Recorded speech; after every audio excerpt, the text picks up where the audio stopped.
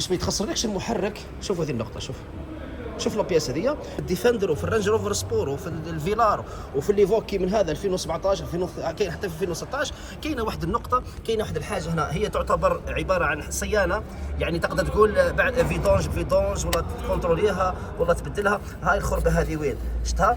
هاي وين حطوا الريفيس، هاي ورا الانستالاسيون اكزاكت كيما راك تشوف فيها، هاي باينه، هاي باينه تجي فيها هذه. حين الكاشوال المدينه تاعو القديمه طايحه فيها سحب الزيت في كل مكان، حتى هنا جهه التيربو في كل مكان وين تحل تلقى الزيت.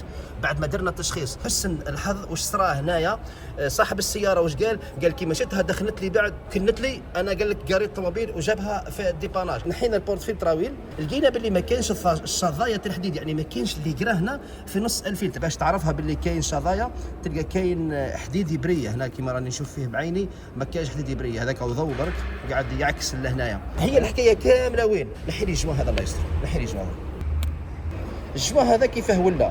اول حاجه الجوا كي تحت تنحيه لازم ما يتقطعش، هذا تقطع كي نحيناه واش يسمى راهو يبس يابس. كي يعود يابس يولي ماهوش روندي، يولي مش مدور، يولي كشغل هنايا مسطح. كي يعود هنايا مسطح واش تطير هذه البياسه من بلاصتها. ننصح يا اما تبدل هذه كاريمون ولا تبدل الجوا حاجه مليحه برك، يعني ماذا بينا على الاقل فيدونج نبدلوا الجوا هذايا. يعني نعت البلاصه تاعو وين جات.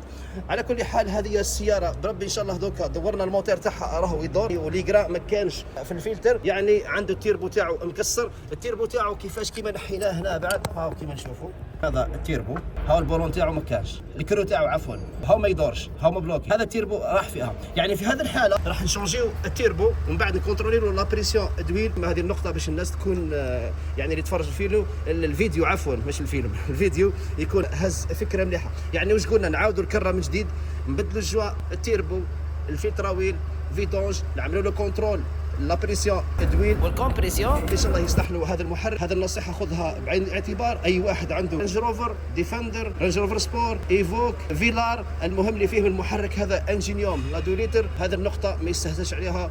والسلام عليكم.